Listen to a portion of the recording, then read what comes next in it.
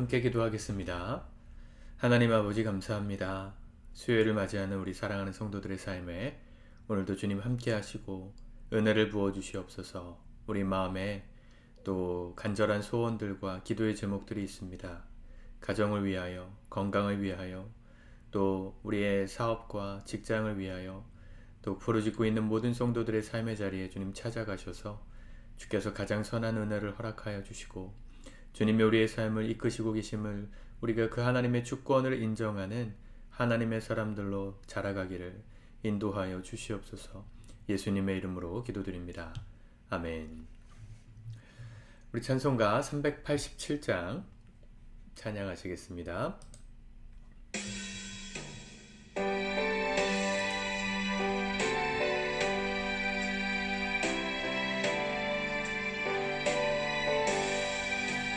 멀리 멀리 갔더니 처량하고 고나며 슬프고도 외로워 정처 없이 다니니 예수 예수 내 주여 지금 내게 오셔서 떠나가지 마시고 길이 함께 하소서. 예수 예수 내 주여 마음 아파올 때에 눈물 씻어 주시고 나를 위로하소서. 예수 예수 내 주여 지금 내게 오셔서 떠나가지 마시고 길이 함께 하소서.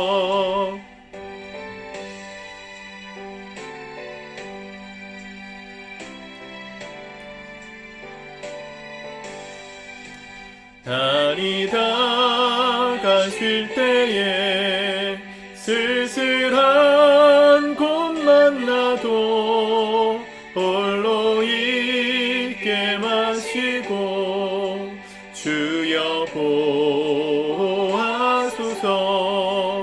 예수 예수 내 주여 지금 내게 오셔서 떠나가지 마시고 길이 함께 하소서. 아멘. 아멘. 오늘은 잠언 11장의 말씀을 같이 읽고 묵상하도록 하겠습니다. 먼저 각자 잠언 11장의 말씀을 읽으시고 영상을 계속 보시면 좋겠습니다. 오늘 잠언 11장 말씀에 새번역 성경으로 보면 제목이 언행을 조심하라 이렇게 되어 있습니다. 우리 이전 말씀에서도 말과 관련된 실수 또 말과 관련된 지혜 이것들을 우리가 살펴보았잖아요. 지혜는 결국은 말과 관련되어 있습니다. 우리가 읽고 있는 이 잠언의 말씀도 글로서, 말로서 기록된 말씀이고 인생이 살아가는 인간이 다른 동물과 비교했을 때 유별나게 구별될 수 있는 아주 특별하게 구별될 수 있는 차이점이 이 언어 사용이 있잖아요. 특별히 문자를 쓸 수 있다, 말을 할 수 있다는 건 놀라운 것입니다. 지식이 또 지혜가 쌓이고 축적되어서 전수될 수 있기 때문이죠. 내가 오늘 내뱉는 말 한마디가 사실은 나를 살리기도 하고 죽이기도 합니다. 나 한 사람뿐만 아니라 내가 속한 공동체에 선을 이루기도 하고 해악을 일으키기도 하죠. 오늘 말씀이 그런 주제를 다루고 있습니다. 말씀에 교만한 자, 겸손한 자, 의인과 악인, 또 정직한 자, 공의를 행하는 자, 그렇지 않은 자 비교되어서 말하고 있잖아요. 세상을 이분법적으로 사람들을 가른다 이런 느낌이 아니라 지혜가 있는 사람과 그렇지 않은 사람을 구분이라고 보시면 좋겠습니다. 나는 어디에 속했는가? 이 말씀을 보면 난 여기에 속한 것 같고 저 말씀을 보면 난 여기에 속한 것 같다. 왔다 갔다 하실 수 있는데 그것을 의인이든 악인이든 한쪽으로 기울게 하는 것 할 수만 있다면 주님 보실 때 정직하고 의인이고 축복받는 이 공의를 행하는 사람의 편에 설 수 있다면 그게 지혜라고 생각합니다. 특별히 말씀을 읽다가 저는 12절, 13절 말씀이 와닿습니다. 지혜 없는 자는 그 이웃을 멸시하나 명철한 자는 잠잠하느니라. 두루 다니며 한담하는 자는 남의 비밀을 누설하나 마음이 신실한 자는 그런 것을 숨기느니라. 지혜 있고 없고의 차이가 어디 있습니까? 이 말을 잘 지키는 사람이냐 아니냐에 달려 있다는 것이죠. 지혜 없는 사람은 그 이웃을 멸시한다, 비웃는다는 거죠. 그러나 지혜가 있는 명철한 사람은 말을 아낍니다. 미련한 자에게, 교만한 자에게 훈계하지 말고 충고하지 말아라. 잠언에 그 말씀이 많이 나온다 그랬잖아요. 명철한 사람은 누구를 만났을 때 그 사람이 이게 지혜가 있는지 없는지를 발견할 수 있는 눈을 가진 사람입니다. 지혜가 있는 사람은 지혜 있는 사람이 보여요. 보석을 갖고 있는 사람에게는 보석을 가진 사람이 보이죠. 핸드백이 진품이다, 명품이다. 내가 진짜 핸드백을 갖고 있는 사람은 저게 가품인지 진품인지 알아요. 그렇죠. 인생은 그런 겁니다. 나에게 있는 만큼 보이는 것입니다. 여러분, 지혜도 그래요. 여러분들이 지혜 있는 사람이냐 없는 사람이냐는 그 사람의 말과 행동을 보면 알 수 있어요. 모르겠더라. 아직 나에게 지혜가 없는 겁니다. 지혜를 먼저 구하셔야 되겠죠. 하나님의 말씀으로 자꾸 내 마음에 하나님을 아는 지식을 쌓아갈 때 그 지식을 가지고 세상을 바라보는 지혜가 열리는 거라고 말씀을 드렸잖아요. 어떤 사람을 만나 어떤 얘기를 하고 있는가, 내가 오늘 어떤 이야기들로 내 마음이 요동했는가, 내게 지혜가 있는지 없는지를 확인할 수 있고 그 사람에게 지혜가 있는지 없는지를 확인할 수 있습니다. 13절 두루 다니며 한담하는 사람, 세번역으로 보면 험담하며 돌아다니는 사람이라고 그랬어요. 남의 말 하기를 좋아하는 사람들이 있죠. 요즘은 뭐 형제님들도 말하기를 좋아하고 술 먹으면서 이런저런 얘기하는 거 좋아하죠. 특별히 이 말과 관련돼서는 사실은 형제님들이 자매님들을 따라가기가 좀 어렵죠. 자매님들은 관계 중심적이기 때문에 어떻게 해서든지 내 안에 있는 것을 누군가에게 말하고 싶고 또 내가 아는 지식과 정보를 들려주고 싶어 합니다. 저희 아내도 제가 퇴근해서 집에 가고 마음이가 자면 하루 동안 있었던 마음이의 일, 또 어떤 전화 받았던 일 다 얘기해줘요.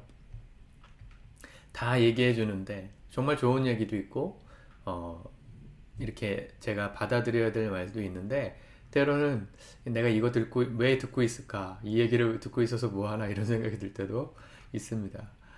물론 제 마음을 좀 바꿔야 되겠지만 여러분, 내 말이 하루 동안 내가 했던 모든 얘기들을 종합해 볼 때 두루 다니면서 험담까지는 아니어도 누군가의 이야기를 대신 전하거나 그런 이야기들만 내가 했다면 사실은 지혜 없는 사람이고 혹시 그 사이에 남의 비밀을 누설하는 실수가 일어날 수도 있습니다.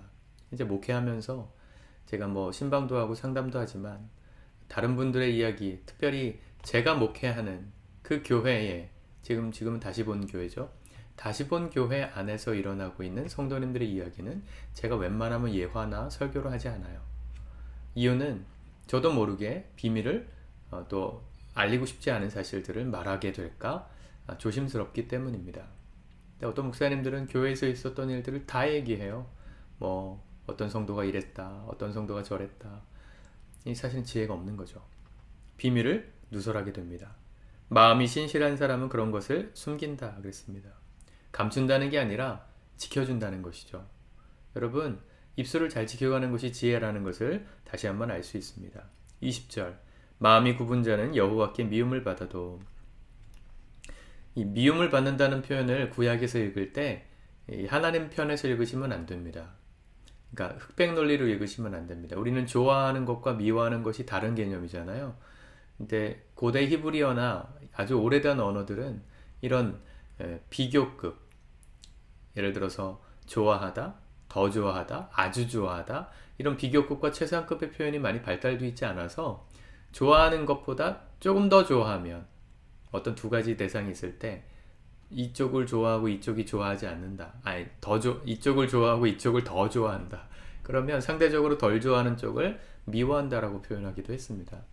그래서 야곱과 에서를 구약에서 말할 때 하나님이 야곱을 사랑하시고 에서를 미워했다 이런 표현을 하시는데, 미워했다는 게 아니고요, 야곱을 조금 더 사랑하셨다는 비교급을 그렇게 쓴 겁니다. 똑같아요. 여기도 마음이 굽은 사람은 여호와께 미움을 받는다, 미워하신다는 게 아니라 하나님께서 기뻐하시지 않는다는 거예요. 그런 행동을 안타깝게 보신다는 거죠. 마음이 구부러져서 삐뚤어져 있어요. 뭘 봐도 삐딱하게 보여요. 어떤 사람이 나에게 선물을 줘도 이게 뭔 다른 저희가 있지 않을까 이렇게 삐딱해지는 사람들, 그런 사람들은 하나님의 기쁨이 되지 못한다는 말입니다. 행위가 온전한 자는 그의 기뻐하심을 받느니라. 이해가 되시죠? 여기 기뻐하시는 것과 미워하시는 게 비교되고 있는데, 극단적인 비교가 아니라 비교급이라는 거, 이해하셨으면 좋겠어서 설명을 드린 거고요. 마지막 24절 25절, 흩어 구제하여도 더욱 부하게 되는 일이 있나니 과도히 아껴도 가난하게 될 뿐이니라. 구제를 좋아하는 자는 풍족하여 줄 것이요 남을 윤택하게 하는 자는 자기도 윤택하여지리라. 구제와 섬김, 나눔에 대한 이야기인데, 우리 교회 안에도 지정헌금 제도가 있어서 서로가 서로의 필요를, 또 어려운 일을 당하는 성도들의 삶에 개인적이 아니라 교회 차원에서 섬길 수 있도록 이렇게 흘려보내는 헌금들을 열어놓고 있습니다. 물론 교회가 정해서 선교하는 선교 후원지가 따로 있지만 성도들 사이에 또 개인적으로 섬겨주는 일들을 하실 수 있게끔 열어놨어요. 그것은 단순히 누가 누구를 돕기 위한 창구가 아니라 그 사람을 도움으로 나에게도 하나님의 복이 임하는 통로가 되는 것이기 때문입니다. 구제하여도 더 부하게 되는 일이 있다.